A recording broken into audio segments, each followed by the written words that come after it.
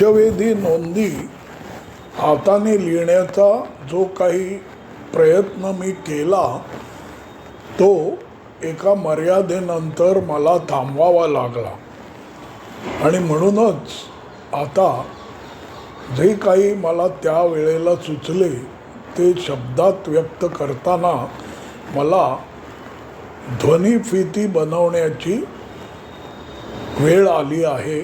कारण हाताने लिहिणे कठीण झाल्यानंतर मी ते बंद केले. विषय असा होता की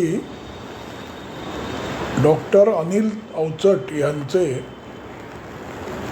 शिकवले ज्याने हे पुस्तक मी वाचून संपवल्यावर अक्षरशः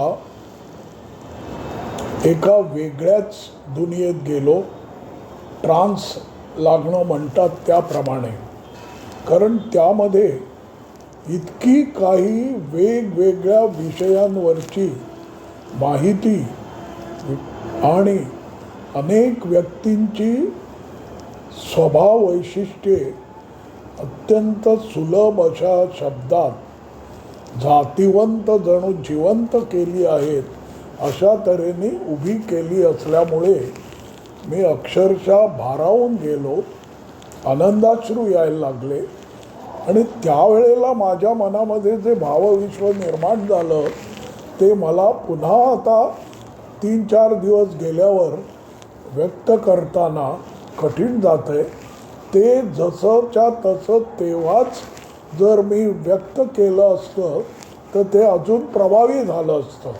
असो, तिथे काय नाही तर त्यांना त्यांच्या आयुष्यात जी माणसं आली त्यांच्यापासून त्यांनी काय धडे घेतले, काय मार्गदर्शन घेतलं, काय त्यांना शिकायला मिळालं हे त्यांनी ह्या पुस्तकात विस्ताराने मांडले आहे. त्यामध्ये गुरुजन आले, त्याचप्रमाणे त्यांच्या संपर्कात आलेली विविध क्षेत्रातली थोर माणसं आली. अशा तऱ्हेने त्यांनी जे काही मांडले ते खरोखर प्रत्येकाने मनात साठवून ठेवावे असेच आहे. उदाहरणार्थ त्यांनी थोरो ह्या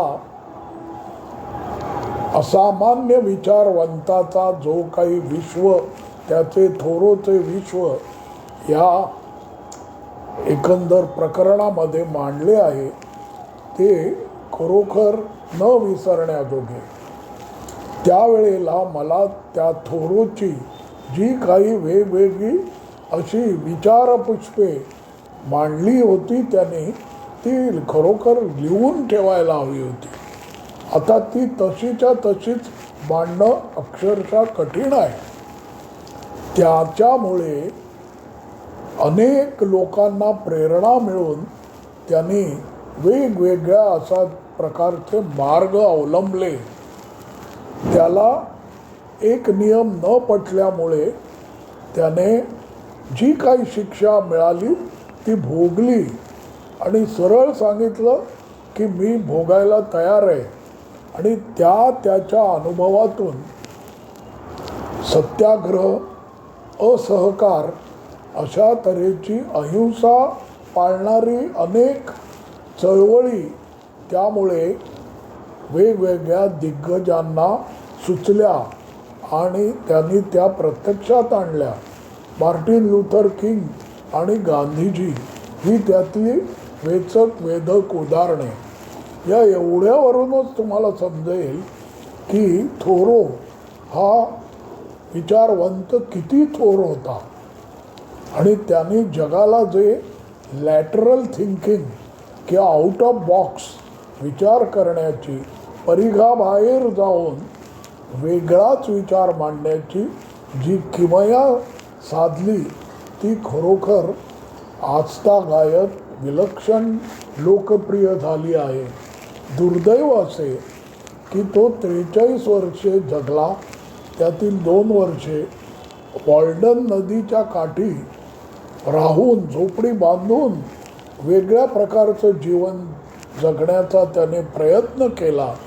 अनेक ग्रंथ लिहिले पण त्याच्या हयातीत त्याचं कौतुक झालं नाही. पण नंतर आजतागायत त्याची जी काही थोरवी आहे ती अजरामर अशी होऊन गेली आहे. तर हा एकच प्रकरण. तर अशा तऱ्हेची विविध 17-18 प्रकरणं त्या पुस्तकात आहेत. त्यातील अजून एक दखल घेण्याजोगं म्हणजे महाजन सर या वनस्पती शास्त्रज्ञाचं जे काही योगदान आहे की वनस्पती शास्त्र म्हणजे काय, जगामध्ये वेगवेगळ्या प्रकारचे जीवजंतू कसे निर्माण झाले, क्लोरोफिलसारख्या अक्षरशः गुंतागुंतीच्या अशा रासायनिक युग्माची काय रहस्य आहेत. कारण त्यामुळेच वनस्पती दिवसा कार्बन डायऑक्साईड घेतात, ऑक्सिजन सोडतात. म्हणून म्हणतात जंगलं जगवा. तर त्या जंगलांच्या संबंधीचा जो विस्तृत विचार त्यांनी महाजन सरांनी अनिल अवचटांना वेगवेगळ्या वेळी मांडला, तो त्यांनी शब्दशः तिथे मांडला आहे. याशिवाय धोंडे सर आणि करमरकर सर यांनी जगातल्या भूगर्भशास्त्र इतर अनेक प्रकारच्या अशा रहस्यांचा उलगडा केला आणि तो तिथे त्याने मांडला. लक्षात ठेवा, आपल्याही जीवनामध्ये अनेक माणसं येत असतात. त्यांच्यापासून आपल्याला काहीतरी घेता येत असतं, पण ते आपण लक्षात घेत नाही. अनिल अवचटांसारखे प्रतिभावंतच वेगळ्या दृष्टीने प्रत्येक अनुभवाकडे पाहतात आणि तो असा मांडतात. शिकवले ज्यांनी, किती सुंदर नाव आहे की ज्यांनी ज्यांनी मला शिकवलं त्यांच्याबद्दल मला जे वाटलं ते मी इथे लिहितो आहे. रेगे सर, मेपूर रेगे, कीर्ती कॉलेजचे प्रिन्सिपॉल असलेले श्रीपू भागवत, स्वतः गांधीजी, अशा अनेक व्यक्तींचा अनुभव, पुलंचं घर, हे सगळे जे काही प्रकरणं आहेत त्या प्रत्येक प्रकरणामधून आपल्याला काही ना काहीतरी वेचता येतं. अनफॉर्च्युनेटली आपलं काय असतं, आपण मार्गदर्शन खूप घेतो, विचार खूप स्वतःजवळ ठेवतो, पण प्रत्यक्षात जीवन जगताना काय होतं काय माहीत नाही. पण ज्यांनी ज्यांनी शिकवलं ते आपण विसरून जातो आणि आपल्यासारखे सामान्य माणसं तर काही लक्षच देत नाहीत. कोणी शिकवलं, काय शिकवलं, लक्षच नसतं. जीवन हा एक विशाल अनुभव आहे. याची मला जाण त्या शिकवले जाणे ह्या पुस्तकाने दिली.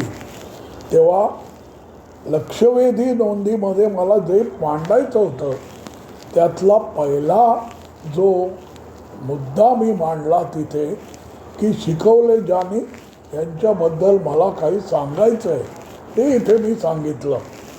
आता उरलेला जो काही आहे मुद्दा तो मला लगेच मांडता येईलच असं नाही.